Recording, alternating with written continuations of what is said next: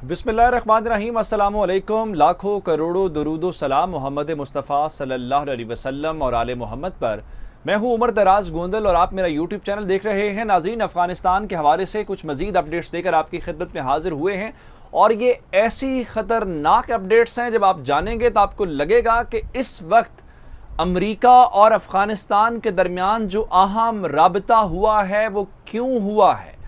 अफगानिस्तान के तालिबान कौन से जंगी तैयारे इस्तेमाल करने वाले हैं या फिर कौन से अफगान फौज के ऐसे जंगी तैयारे हैं जो अफगानिस्तान के तालिबान के या तो हाथ लग गए हैं या फिर कम से कम उनकी पहुंच में ज़रूर आ गए हैं। जब वो चाहें उनके ऊपर कंट्रोल हासिल करके इन्हीं अफगान पायलट्स को इस्तेमाल करके अफगान फौज और अफगानिस्तान के मुख्तलिफ इलाकों के ऊपर वो बमबारी करवाने की सलाहियत भी हासिल कर सकते हैं।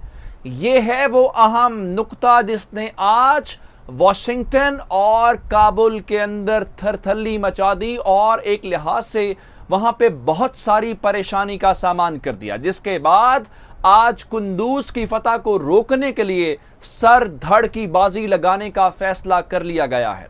2 सूबे फतह हो चुके हैं और दूसरे सूबे फतह होने के बाद आज तीसरे सूबे की जानिब भी तालिबान ने पेशकदमी शुरू कर दी है और इस लम्हे तक जो मरकजी इमारतें हैं, जो मरकजी जगह हैं, उनका कंट्रोल तालिबान ने संभाल लिया है। और तालिबान ने जैसे ही ये कामयाबी समेटी उसके बाद अमरीकी सदर के साथ एक अहम राबता हुआ है और उसके बाद अमरीकी फौज को अमरीका के सदर ने कहा है कि हर चीज मलिया मेट कर दो, क्योंकि हमारे शहरी तो पहले ही वहां से निकल आए हैं और हमने एडवाइजरी भी जारी कर दी है। तो इसलिए काबुल के चक्कर में ना रहो कि तालिबान काबुल पहुंचेंगे तो उनके ऊपर बमबारी करेंगे, B-52 इस्तेमाल करेंगे या C-130 इस्तेमाल करेंगे। इस इंतजार में मत रहो।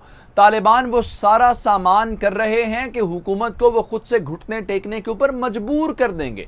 जिसके बाद अब जनाब कुंदूज सूबा इतना इंपॉर्टेंट क्यों है, ये जंगी तैयारों का मामला क्या है, ये टॉप स्टोरी है। और उसके बाद आज रशीद दोस्तम का जो सूबा जौजान फतह हुआ उसके ऊपर 2 जगहों के ऊपर बमबारी की है। ये तैयारों वाली बात, एक फौजी अड्डे के ऊपर तालिबान ने कब्जा किया और उस फौजी अड्डे के ऊपर तालिबान की एक अहम मीटिंग चल रही थी जिस दौरान 6:30 बजे अमरीकी फौज ने पहली एयर स्ट्राइक की है। और पहली एयर स्ट्राइक के दौरान उनका बताना यह है कि तालिबान की टॉप लीडरशिप के कुछ लोग आज फौजी अड्डे के ऊपर मारे गए हैं और उसके बाद एक और हमला हुआ है। और फिर आखिर में आपको बताएंगे कि कल जो UN सिक्योरिटी काउंसिल के अंदर अफगानिस्तान के एनवॉय ने पाकिस्तान के खिलाफ तकरीर की, पाकिस्तान के खिलाफ अल्फाज इस्तेमाल किए, वो तो अपनी जगह पे मौजूद हैं, वो भी आपको बताएंगे। लेकिन आज तो हद ही हो गई है।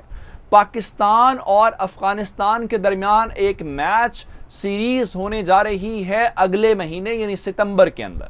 वो मैच क्रिकेट का हिस्सा है, खेल का हिस्सा है, लेकिन आज अफगान क्रिकेट बोर्ड के सरबराह ने अफगानिस्तान के फौजियों को कहा, अफगानिस्तान के क्रिकेटर्स को, खिलाड़ियों को यह कहा है कि तुम खेल नहीं खेलने जा रहे, तुम एक जंग लड़ने जा रहे हो। और जंग किसके खिलाफ लड़ने जा रहे हो? पाकिस्तान के खिलाफ। इसको मैच ना समझना, इसको पाकिस्तान के खिलाफ एक जंग समझ के खेलना और पाकिस्तानियों को हरा के आओगे तो हम समझेंगे कि तुम जंग जीत के आए हो। ये किस किस्म का लबो लहजा है, क्या बातें और की हैं, ये तफसीलात के साथ आपकी खिदमत में पेश करूंगा। लेकिन उससे पहले गुजारिश है कि हमारा यूट्यूब चैनल सब्सक्राइब कर लीजिए, बेल आइकन के ऊपर क्लिक कर लीजिए ताकि हमारी आइंदा आने वाली वीडियोस बर वक्त आप तक पहुंचते रहें। नाजरीन, मैं सबसे पहले कुंदूज सूबे के मुतालिक आपको 2 बातें बता के फिर आगे लेके जाना चाहता हूं। कुंदूज सूबे की एक जानिब बदख्शा है और दूसरी जानिब मज़ार शरीफ है। और जो ताजिकिस्तान उज़्बेकिस्तान के साथ ड्राई पोर्ट लगती है, यानी दुशंबे के साथ आपकी जो तिजारत पूरी कंट्रोल होती है वो यहीं से होती है। शेर खान बंदर नामी जो ड्राई पोर्ट है, अगर तालिबान उसका कंट्रोल संभाल लें तो इसका मतलब ये है कि बॉर्डर के साथ बाकी तिजारती सारे का सारा जो कंट्रोल है वो तालिबान के पास आ जाता है। तालिबान ने आज कुंदूज जो दूर दराज लगता है, जो इस वस्त एशियाई रियासतों के साथ लगता है, वहां पे उन्होंने हल्ला बोला है। और धावा बोलने के बाद काबुल के अंदर आज खतरे की वो घंटी बजी कि बस अब गेम खत्म हो गई है। अब नहीं बचती। अगर कुंदूज चला गया तो उसका मतलब यह है कि हमारे हाथ से सारी कहानी निकल जाएगी। अब कुंदूज के अंदर सूरत हाल यह है कि पुलिस हेडक्वार्टर में तैयारों वाली बात बताने वाला हूं। पुलिस हेडक्वार्टर और सेंट्रल जेल का तालिबान ने कंट्रोल संभाल लिया है। पुलिस स्टेशन नंबर 3 और पुलिस स्टेशन नंबर 6 पर भी तालिबान काबिज हो गए हैं। इस सारी सूरत हाल के डेवलप होने के बाद और मुख्तलिफ इलाकों का कंट्रोल संभालने के बाद ये एक असेसमेंट सामने आई है कि अफगान तालिबान के पास इस लम्हे तक जंगी तैयारे नहीं हैं। लेकिन आज उन्होंने एक अफगान पायलट को मारा है, जिसके बाद अब वो अफगान तालिबान जो हैं वो अफगान पायलट्स को अगवा करके, चूंकि फौजी इनको ज्वाइन कर रहे हैं, फौजी अड्डों के ऊपर कंट्रोल हासिल कर रहे हैं, तो वो अफगान फौज के तैयारे भी अफगान फौज के खिलाफ ही इस्तेमाल करते हैं। इसलिए तालिबान को रोकना जरूरी है, या कम अज कम उनके खिलाफ ये सलाहियत हासिल करने से उनको रोकना जरूरी है। जिसके बाद जो तमाम रिसोर्सेज अमेरिका ने तालिबान के खिलाफ अफगानिस्तान से वादा किया था कि अगर काबुल फतह होगा तो हम इस्तेमाल करेंगे, मिसाल के तौर पे B-52, मिसाल के तौर पे गनशिप हेलीकॉप्टर MQ-9 C-130। अब कहा गया है कि जनाब हमने चूंकि अपने शहरियों को निकलने का कह दिया है, काबुल से हमारा क्या लेना देना, अब काबुल तक बात ना रखो। अब उन सारी चीजों को बचाने के लिए इन तमाम रिसोर्सेज को अब इस्तेमाल करो।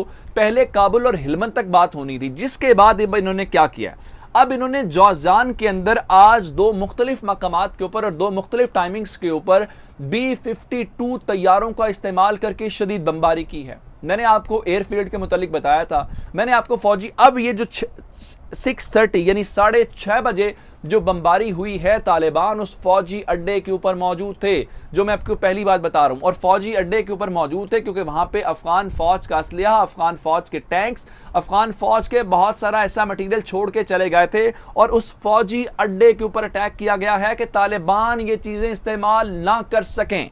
जिसके बाद अब बताया गया है कि जौजान की जो सूबाई काउंसिल का चीफ बाबर जिसका नाम है, उसने भी तालिबान को ज्वाइन कर लिया है। उसके बाद दूसरी बमबारी भी की गई है। यह सूरत हाल है। और आखिर में मैंने आपको ये बताने वाला हूं कि 1 से 5 सितंबर श्रीलंका के अंदर पाकिस्तान और अफगानिस्तान की जो क्रिकेट टीमें हैं उनके मैचेस हैं। कल UN सिक्योरिटी काउंसिल के अंदर अफगानिस्तान के मंदूब ने कहा जी तब पाकिस्तान स्टेट स्पॉन्सर दहशतगर्दी कर रहा है, और यही इंडिया की कल ख्वाहिश थी। पाकिस्तान को बुलाया ही नहीं गया था कि आओ अपना मौके पर, हम स्टेक होल्डर हैं अफगानिस्तान के अंदर पीस प्रोसेस के अंदर, लेकिन हमें बाहर रख के हमारे खिलाफ तकरीर की गई। और आज अफगानिस्तान के क्रिकेट चीफ ने टीम को कहा नेशनल स्पिरिट के साथ जंग के तौर पे पाकिस्तान के खिलाफ जाओ, जीत के आओ, कौम का सर फखर से ये देखो या सोचो कि तुम किसी दुश्मन मुल्क के खिलाफ किसी जंगी मुहिम पे जा रहे हो। अब ऐसी सूरत हाल में हम पाकिस्तान के साथ चाहते हैं, कम से कम इन लोगों को तो अशरफ गनी रिमूव करें, फिर पाकिस्तान से हम की बात करें। मुझे उमर दराज धुंधल को फेसबुक, ट्विटर, इंस्टाग्राम के ऊपर फॉलो कर सकते हैं। मेरा यूट्यूब चैनल सब्सक्राइब कीजिएगा। आपकी इस बात को बहुत शुक्रिया। खुदा हाफिज।